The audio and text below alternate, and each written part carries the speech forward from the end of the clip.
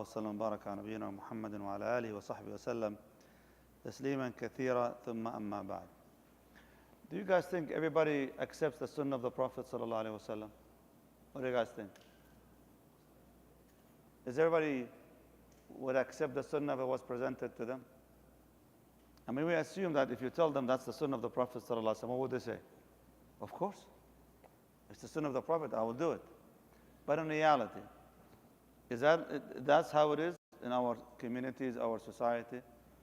Even though the Sunnah is clear, but believe it or not, some people, they deliberately, they choose not to follow the Sunnah of the Prophet sallallahu alaihi wasallam.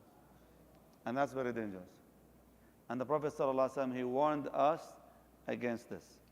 In this hadith number 163, in Riyadh al-Salihin, al-Muhafadha ala Sunnah, the chapter on safeguarding the Sunnah of the Prophet sallallahu alaihi wasallam, Imam Nawawi rahimahullah ta'ala قال عن جابر رضي الله تعالى عنه قال قال رسول الله صلى الله عليه وسلم مثلي ومثلكم كمثل رجل أوقد نارا فجعل الجنادب والفراش يقعن فيها وهو يذبهن عنها وأنا آخذ بحجزكم عن النار وأنتم تفلتون من يدي. رواه Muslim. In this hadith, the Prophet ﷺ says, the parable of mine and that of yourselves is as the parable of a man who kindled the fire. When it has illuminated all around him, the moths and grasshoppers, which will fall into the fire, began to fall therein. He tried to drive them away, but they overcame him and jumped into it. The Prophet ﷺ said, I'm catching hold of your loins, which means from your belt, the belt area. I'm holding you to keep you, to save you from the fire, but you keep slipping away from my hands. Rawah Muslim. What does this hadith mean? Look, the Prophet ﷺ is a brilliant teacher. He's a brilliant teacher. This example is one of those visual examples. Some learners are visual, right? So when you speak to them, you have to visualize it for them. You have to explain it in a way that they can imagine it and visualize that.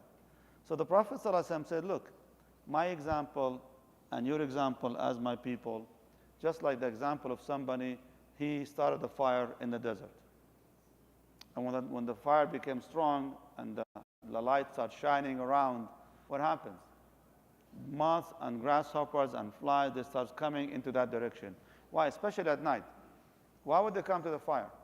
Because these insects, usually they go by the light in terms of their travel. So they look at the moon, for example, and they keep heading there. The brightest light, they go after it.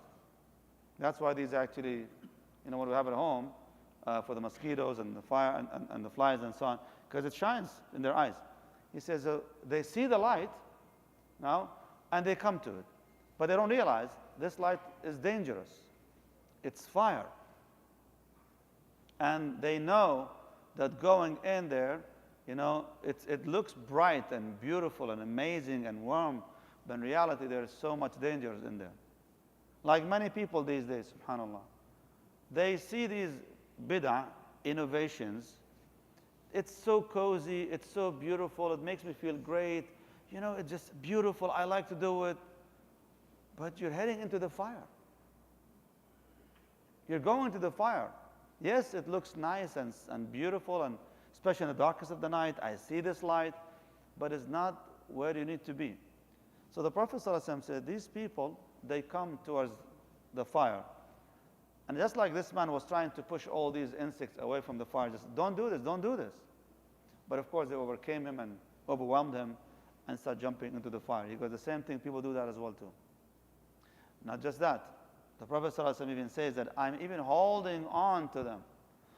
Like physically, I'm grabbing them from their waist, from the belt, and just pushing them away from the fire. They keep taking my hands off so they can jump into the fire. This is just like saying when you tell people about the Sunnah of the Prophet ﷺ, they reject it. And they choose to go into the innovation, to the bid'ah, the sins, and the ma'asi, and so on. So not everybody is presented with the Sunnah will easily follow it and accept it. It requires consciousness, jama'ah. It requires dedication. It requires sacrifice. It requires to be aware that this is the Sunnah of the Prophet sallallahu alaihi wasallam. So we learn from these things Number one, the Prophet ﷺ being a brilliant teacher, how he brings illustrations and examples to attract the attention of the people on the matter of life. Number two, we learn that the Prophet ﷺ, he actually himself so concerned for the ummah. And he showed his concern, salawatullah, by saying, look, I'm going to be holding you to try to keep away from fire. Don't do this. Don't take my hands off. Meaning, accept my sunnah. Also, we learn that even though the path to the sunnah sometimes is clear, but unfortunately, some people, they choose not to follow it. They choose not to follow it. So they ruin themselves, unfortunately. We learn that the Prophet ﷺ, even in this example, he says, like, sometimes you're going to have to actually physically remind people to stay away from the haram. Like, hold them with their hands. Says, what do you think you're doing?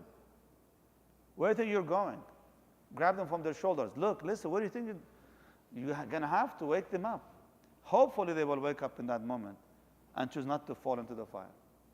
But at the end of the day, our responsibility ends when we give that reminder, and we're just going to try our best, but the rest of it is in the hand of Allah subhanahu wa ta'ala. May Allah subhanahu wa ta'ala make us some of those who follow the example of Rasulullah sallallahu alayhi wa sallam and follow the sunnah of the Prophet salawatullahi wa sallam alayhi. Wallahu a'lam.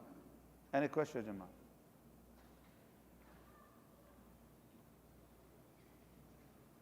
All right, go follow the sunnah and sleep earlier, Jama'ah. Assalamu alaikum.